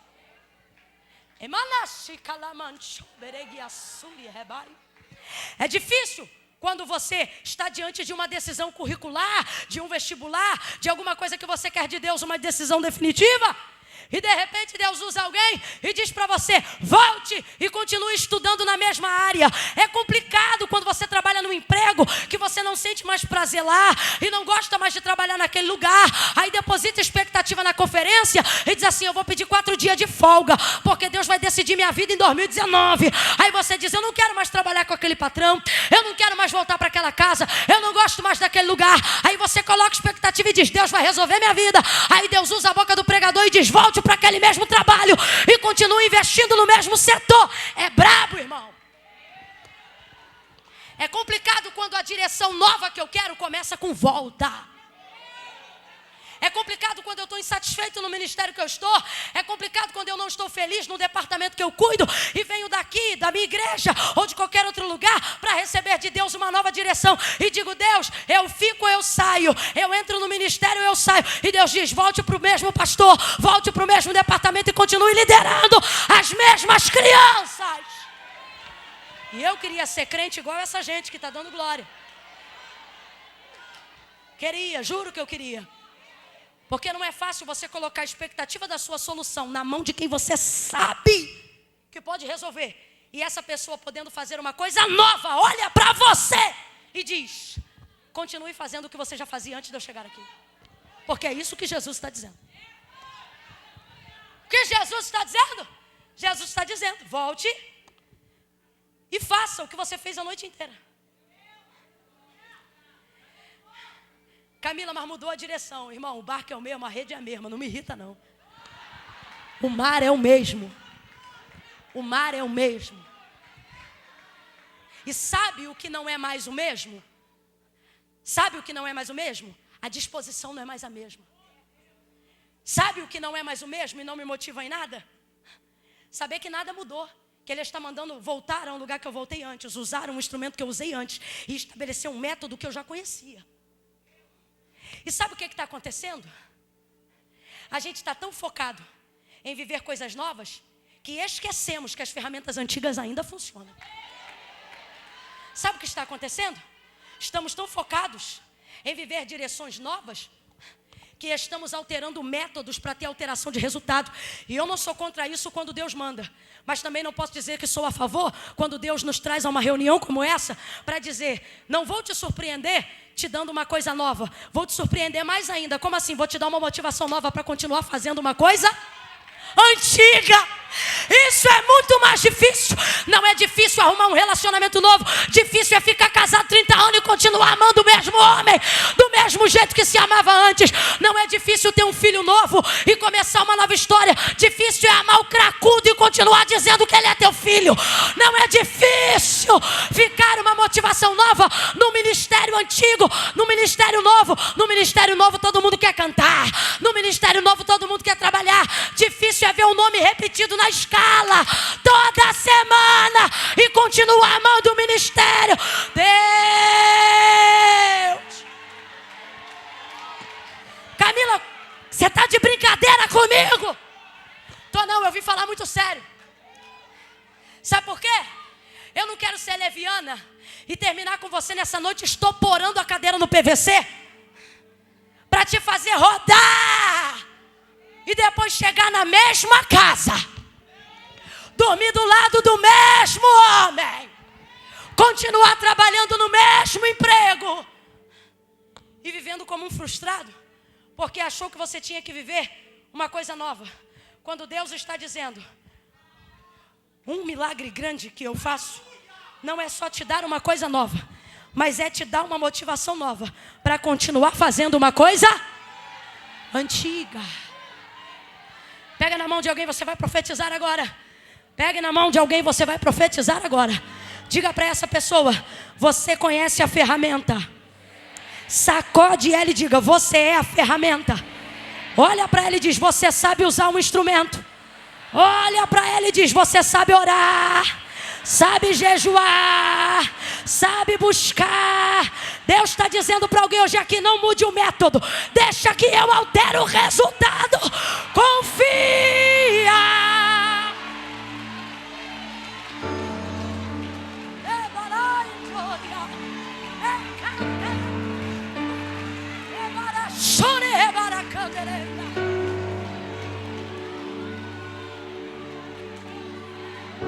Alguém ouve a gente pregar 2, 3 vezes, 4, 10 que seja, 30 como Spurgeon falou, a mesma mensagem e diz, fulano está repetindo mensagem. Não é problema repetir mensagem antiga. Problema é não ter uma motivação nova para continuar fazendo uma coisa antiga. Eu não troco figurinha, irmão. Eu ministro o tempo do sopro que Deus quer que eu ministre. Sabe qual é o maior problema da nossa geração? Achar que precisa de uma coisa nova para ter uma motivação nova. E evangelho não é isso. Evangelho é ter resistência, força, foco e fé para continuar fazendo uma coisa antiga, mantendo no peito uma chama nova, uma expectativa nova. Métodos estão sendo alterados para que resultados sejam modificados. Deus trouxe gente muito séria hoje aqui para dizer, ei, responda para mim, você vai entender, vamos para a Bíblia. Jesus disse assim, voltai ao mar alto e lançai a rede para pescar. Responda para mim, Jesus sabia que Pedro ia pegar a maior quantidade de peixes da sua vida, sim ou não? Sim ou não? Podia ter animado ele. Podia ter dito para ele, Pedrão, pode fazer de novo, porque agora você vai pegar o que você nunca pegou. Poderia ter mexido na expectativa dele, animado ele.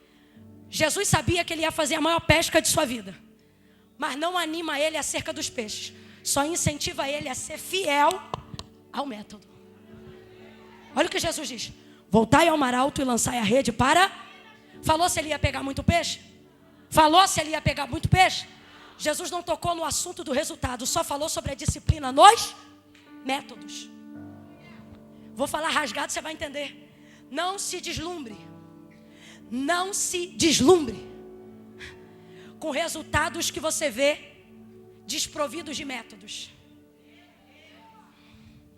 Eu tenho temor de falar dele, mas eu tenho que falar dele. Moisés está no deserto e o povo está sedento. Quero água, quero água. No Nilo tinha água para tomar banho. E aqui a gente vai morrer por necessidade básica. Quero água, quero água. Moisés fica tão desesperado que o povo quer resultado. O povo quer água no deserto, que ele procura o Senhor. Moisés era amigo íntimo de Deus. Eu disse que Moisés era amigo? Amigo? Sua intimidade com Deus não te dá autonomia para mudar os métodos de Deus. Ele vai até o Senhor e diz assim: o povo quer água. Aí o Senhor diz assim: aqui. Aqui. A gente quer viver milagre lá fora. A gente quer ver milagre do outro lado. E o Senhor está dizendo: ei, não precisa mudar nada. Aqui. Uma pedra, uma rocha. Deus vai dar para ele um método. O método aqui, gente, entende, é a direção de Deus. Vai à rocha e fala à rocha. Qual é o método? Qual é o método? Vem, preguicinha. Qual é o método? Fala à rocha. Aí ele vai no caminho, com o método certo. O método está certo. E se seguir o método de Deus, vai dar resultado. Aí ele pega o cajado que está na mão. E no caminho o povo vem falando. Porque o povo vai tentar te pressionar. Quem não acredita mais no método, não quer ver você aplicando o método. No caminho, gente, no caminho já tinha a direção completa para mim, central. Já tinha direção, já tinha um método. Mas por causa da pressão, o texto diz que Moisés pega o cajado que estava na sua mão e para não dar na cabeça de um, arrebenta a pedra 2 vezes. Pá, pá. Responda para mim, deu água ou não deu? Deu ou não deu? O povo bebeu água ou não bebeu? Bebeu ou não bebeu? Saciou ou não saciou?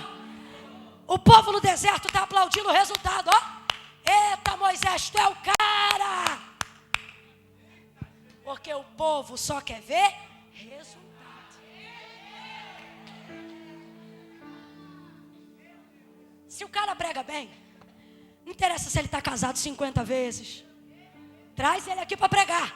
Esse cara, quando prega, a cadeira voa. Quando termina de pregar, está todo mundo arrepiado, aplaudindo o resultado. Eita! Olha aí que esse dá resultado, hein? Não importa se bate na mulher, dá resultado. Não importa se é crente de dia e prostituto de noite, dá resultado. O mundo aplaude o resultado. O povo que pressiona aplaude o resultado. A galera que quer novidade aplaude, ó. E tá todo mundo vibrando, sabe por quê? Deu água. Beberam. Entenda a lógica de Deus. Nem tudo que está dando certo significa que foi feito do jeito.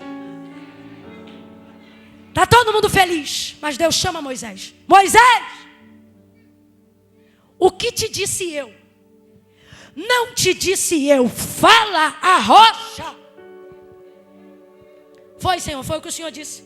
Mas porque tu feriu e não falou, tu verás de longe, mas na cidade, na terra que eu jurei aos seus pais que lhe daria, você não vai entrar. Ao meu ver, a pessoa que mais merecia entrar em Canaã, mas a quem mais é dado, mais é. Quando você coloca expectativa em Deus, Deus coloca expectativa.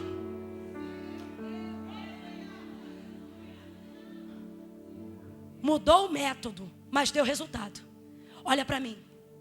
Deus não está olhando para resultado. Deus não aplaude resultados.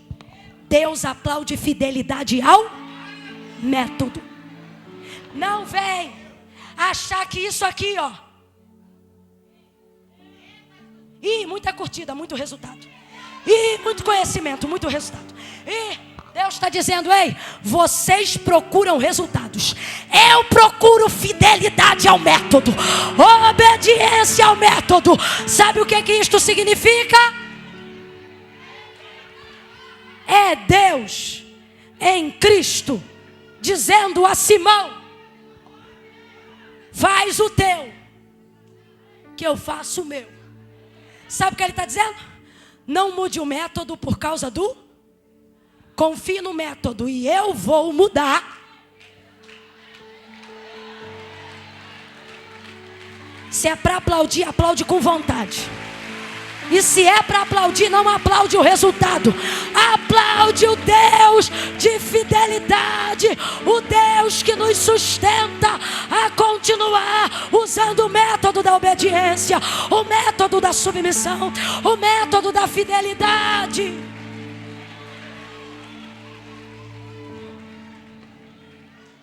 Às vezes o culto vai acabar, você vai voltar para a mesma casa. Quinta-feira, amanhã, você vai voltar para a mesma empresa. Só que escuta o que eu estou te falando. Quando Deus não muda o método, Ele muda a motivação com que você faz.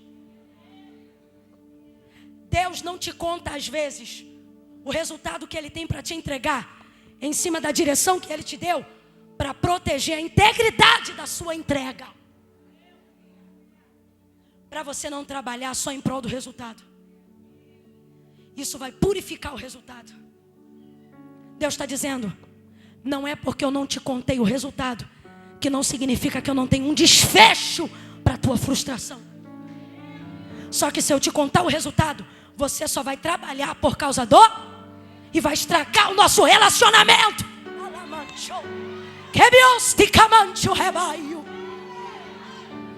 Quando Deus chama Abraão e diz: Abraão, sai da tua casa, da tua parentela e vai para a terra em que eu te mostrarei. Deus sabia que era Canaã, sim ou não? Sim ou não? Contou para Canaã? Porque Deus não está chamando Abraão para ver Canaã. Deus está chamando Abraão para andar com ele. Você está entendendo o que Deus está falando? Deus está dizendo: eu não estou te contando o resultado. Não é porque eu não tenho um, é porque eu não quero que você corrompa o método pensando no resultado.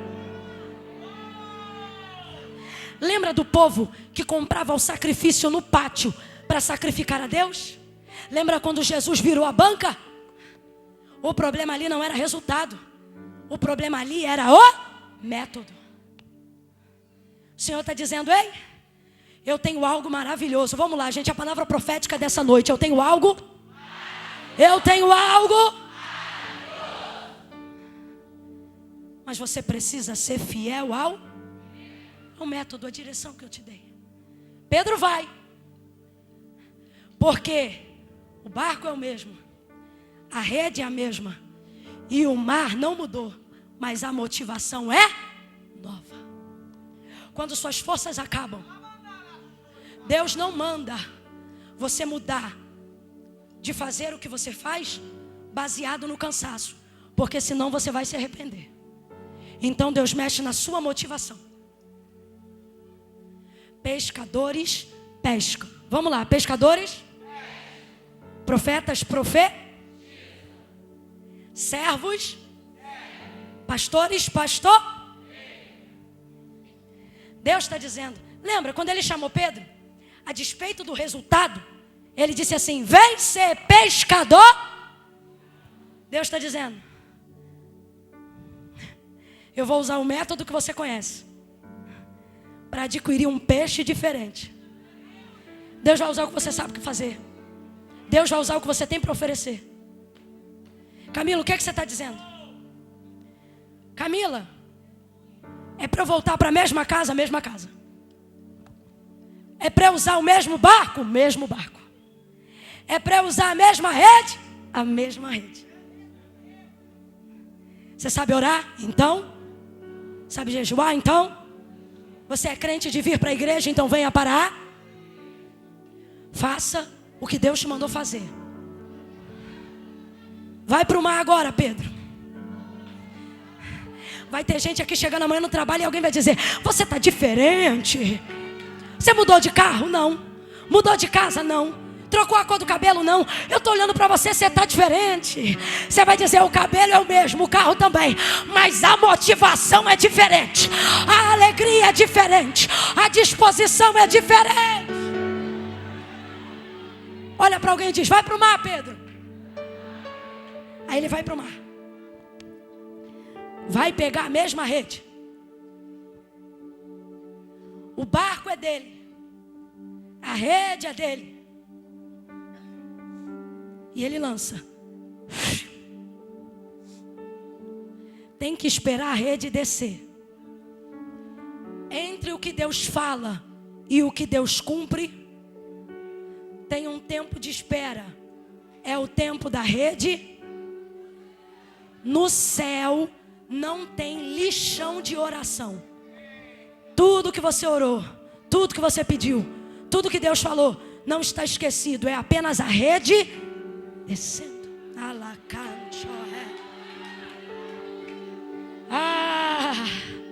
Eu estou muito resfriada, me ajude a pregar. Olhe para quem está do seu lado e diga, espera a rede descer. Deus não me esqueceu. É a rede que está.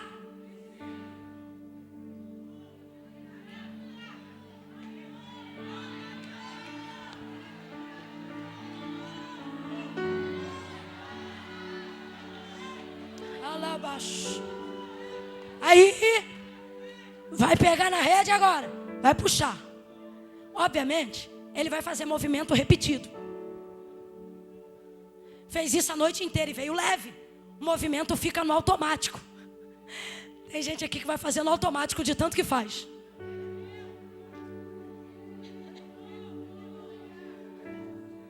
Vai continuar pregando, vai continuar cantando, vai continuar vindo à igreja, vai continuar fazendo campanha, vai continuar dando oferta.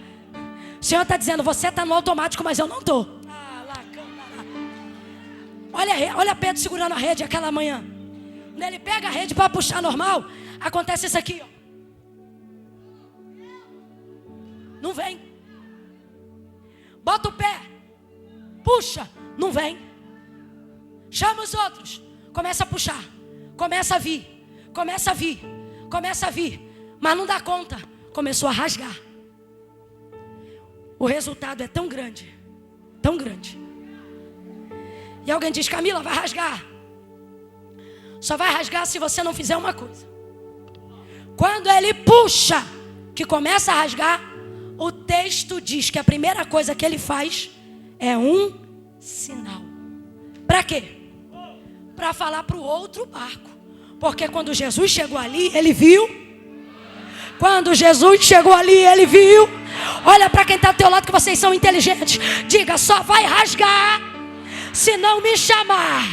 Diga, me chama que para de rasgar.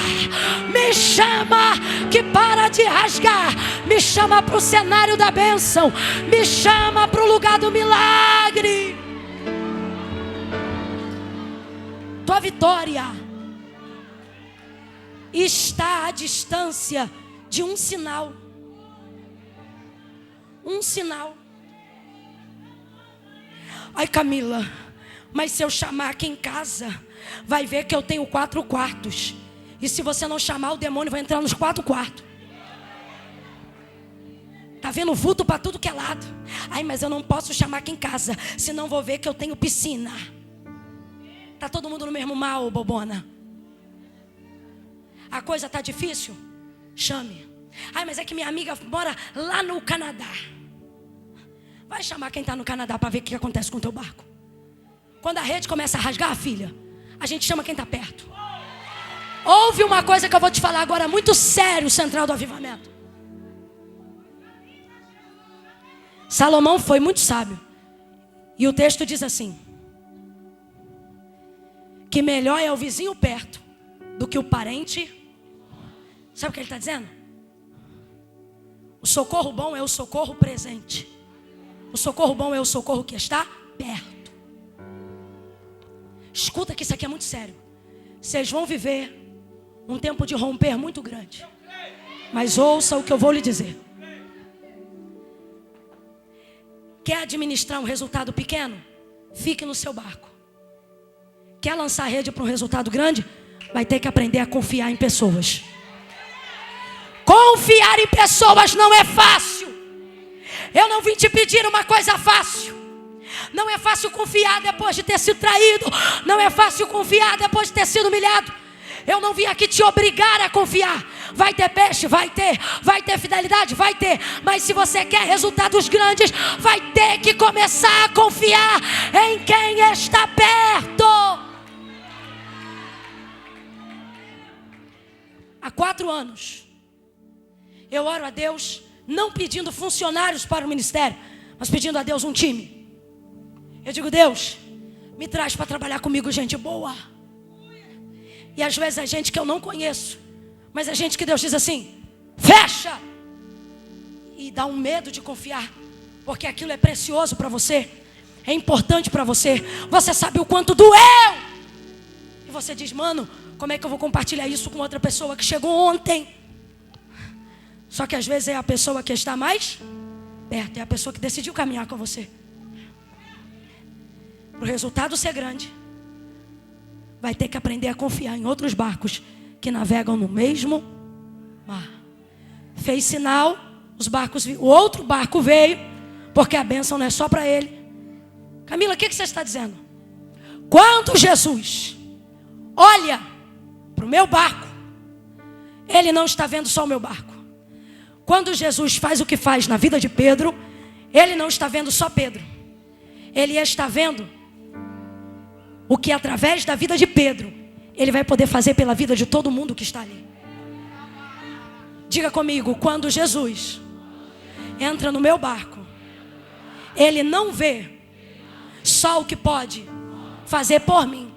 Diga: ele vê o que fazendo por mim eu poderei fazer pelos outros.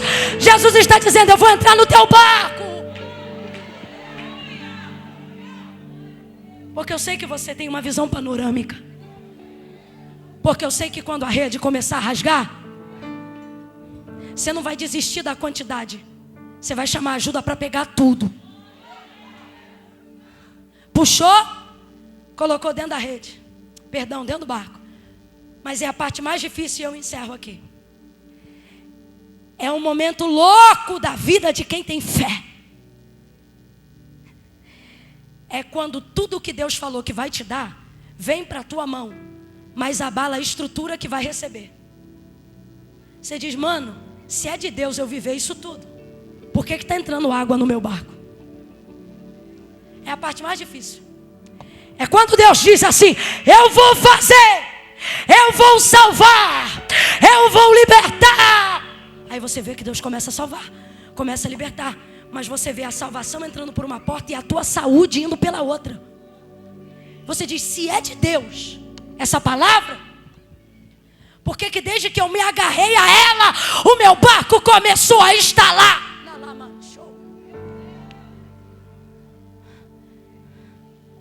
Deus libera uma palavra, a gente toma posse da palavra e diz: eu quero viver para ver cumprida essa palavra. Só que quando ele começa a cumprir, você diz: eu acho que eu não quero mais não. Deus está dizendo: você acha que é possível colocar uma quantidade dessa num barco e não entrar nem um pouco d'água? Deus está dizendo: você quer resultado? Aguenta a consequência do peso. Agora, meu conselho para você é: não abra mão do resultado. Por quê? O barco quase afunda, mas eu te pergunto: afunda? Quem foi que você já viu afundar pela palavra de Deus? Nunca. Lembra do barco que ele pregou mais cedo? Foi o barco de quem? De Pedro. O barco de quem? Para mim, Camila, Jesus entrou, mediu. Vai aguentar. Para mim, Jesus está pregando. De manhã, está olhando para a popa, para a proa, para o mastro. Estou tipificando. E está dizendo: vai aguentar. E aí ele olha e diz: e ali tá, vai entrar um pouquinho de água, mas vai aguentar. Vai ficar uns dias enferma, mas vai aguentar. Vai chiar de dor de cabeça, mas vai aguentar. vai ficar internada 4 dias, mas vai aguentar. Vai ficar cansado, vai chorar de cansaço, mas vai aguentar. Vai perder meia dúzia de amigos, mas vai aguentar. Vai ter que botar o filho na clínica de recuperação, mas vai aguentar. Ei, olhe para quem está do seu lado e diga para essa pessoa: vai entrar água, mas você vai aguentar. Jesus não vai te dar uma palavra que você naufrague sobre ela. Ele me trouxe hoje aqui para te dizer: aguenta o resultado.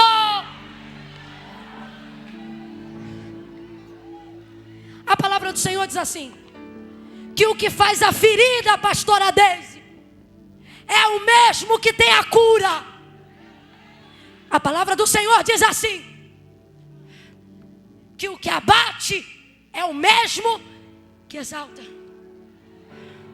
O Senhor está dizendo: ei, conheça a tua vida, conheço a tua estrutura.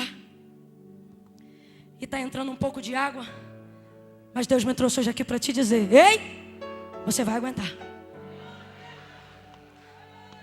A minha palavra hoje aqui, se eu pudesse resumir essa 1 hora e 30 minutos de ministração aqui, o que eu diria para você: não abra mão de tudo que Deus te deu, só porque está entrando um pouco de água agora. Porque o texto diz assim: que o banai de canto lebarasi canto. O texto diz assim: que o barco quase, reproduz essa palavra após mim, igreja. O barco. O que é quase? Quase é aquilo que foi interrompido por uma realização. Significa que quase destruiu, mas não destruiu. O que Paulo vai dizer sobre isso aos coríntios: abatidos, mas não destruídos. O Senhor está dizendo: ei, eu não vou deixar você sucumbir debaixo do ministério que eu te dei. Eu não vou deixar você sucumbir debaixo da unção que eu te confiei. Eu não vou deixar você ser destruído debaixo do ministério que eu te dei. Eu não vou deixar você perder o governo sobre o filho que eu te dei. Eu não vou deixar você perder o controle do casamento que eu te confiei. Deus está dizendo: eu te coloquei debaixo de uma palavra e você não vai afundar. Pega na mão de alguém aí agora, segure a mão dessa pessoa e diga para ela: se você aguentar esse quase, diga: aguenta esse quase, aguenta esse quase, e você vai viver o que de mais maravilhoso Deus te prometeu. Aguenta esse quase.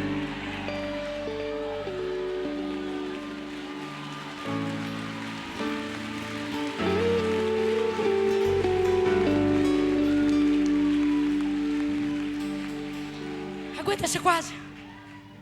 Vai ter gente que te viu no processo do resultado e vai te ver com o mesmo marido que você já quis divorciar. E vão dizer: ué, mas tu não ia divorciar? Você vai dizer: foi? Vão te ver com um filho que você precisou internar e vão dizer: ué, mas esse menino não tinha morrido? Você vai dizer: não. Olha para mim. Eu conheço essa igreja.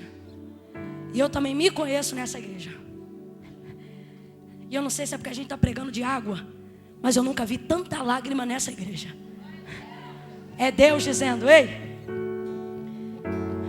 estou te lavando, estou te limpando, estou renovando as tuas emoções.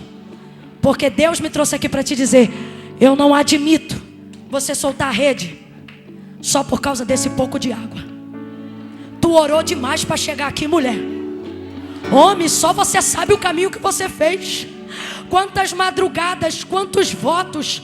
Deus está dizendo: quantas cabeças rapadas na labaraçúria. Quantos propósitos de Coca-Cola, de café. Quantas vezes você andou a pé para poder entregar uma oferta, entregou dinheiro de passagem. Quantas vezes nego foi pro baile e você na madrugada lendo a Bíblia. Quanta expectativa, quanta imaginação. Vai largar a rede agora por causa de um pouco de água. Segura essa rede, meu filho. Segura essa rede, minha filha. Puxa essa rede, não vai afundar.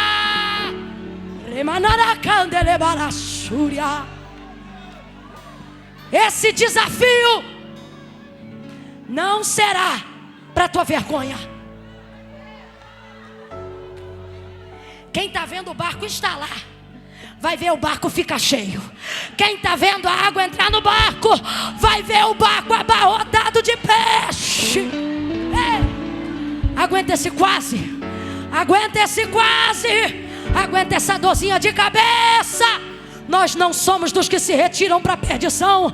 Nós somos dos que creem para a conservação da nossa alma. Olhe para mim. Sua vida depende disso, Pedro. Porque pescadores pescam, pastores pastoreiam, pregadores pregam, profetas profetizam, servos servem.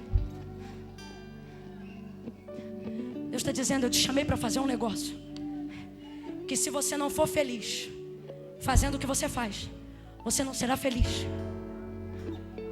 fazendo mais nada. Quando Deus te chama para um negócio, olha para mim, você fica desabilitado para outras coisas. Tu acredita? Camila, o que você está dizendo? Estou dizendo que tu já está no mar, que tu já jogou a rede. Camila, e se quebrar eu vou andar sobre as águas. O que não dá, meu irmão, é para voltar. Navegou demais, já perdeu muita festa. Tem gente aqui que está programando se desviar nesse ano novo, e o Senhor está dizendo: não dá mais tempo de tu desviar. Você acredita que Deus está falando isso aqui para alguém? Na calachória. Eu vejo uma mulher aqui nesta noite lutando contra a vontade de Deus, e Deus está dizendo: mede força com a tua mãe, mede força com teu marido, mede força com teu pai, só não mede força com a palavra que eu liberei sobre a tua vida. Se eu disse que você vai pregar, você vai ser feliz pregando. Se eu disse que você vai pastorear, você vai ser feliz pastoreando. Ah, Camila, o ministério vai me matar. Então não foi Deus que te mandou, porque Deus não vai te botar debaixo de uma sepultura.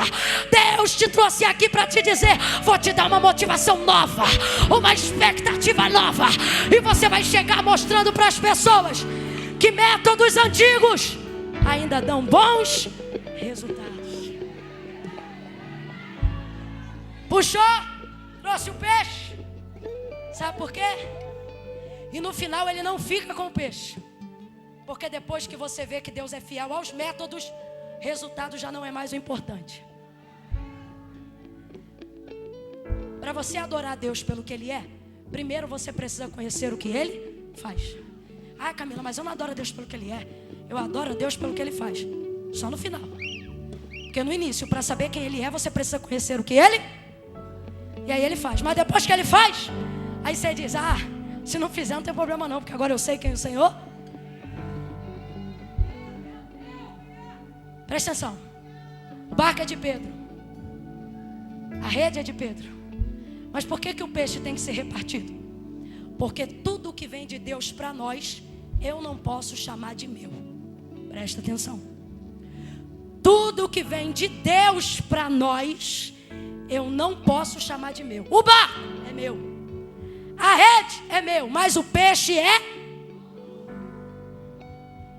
porque o peixe foi Deus que deu. Prometo, eu encerro aqui. Os discípulos disseram assim: Senhor, ensina-nos a orar, como João Batista ensinou os discípulos dele a orar. Aí Jesus disse assim: quando vocês orarem, vocês vão entrar no quarto e vocês vão dizer assim: Pai nosso. O Pai é Pai nosso que está no céu, santificado seja o teu nome, venha a nós o teu reino, seja feita a tua vontade, assim na terra como no céu. O pão de cada dia nos dai hoje. Perdoa as nossas ofensas, assim como nós perdoamos os que nos têm ofendido. Não nos... Livramento quem dá é Deus. Cair em tentação. Jesus vai ter uma última ceia com os discípulos e vai dizer assim: como meu Pai me confiou o reino, eu confio a vós. Desde então, o reino é nosso. Então vamos lá. O Pai é, o pão é, o reino é. E por que você acha que o peixe é seu? Por que você acha que o resultado é seu? Deus está dizendo, quanto mais você entender que esse resultado é coletivo, mais resultado eu vou te dar. Completa para mim, por favor. O pão é, o Pai é, o reino é e o peixe é. Olha para quem está do teu lado e diz, a rede é tua, o barco é teu, mas o peixe,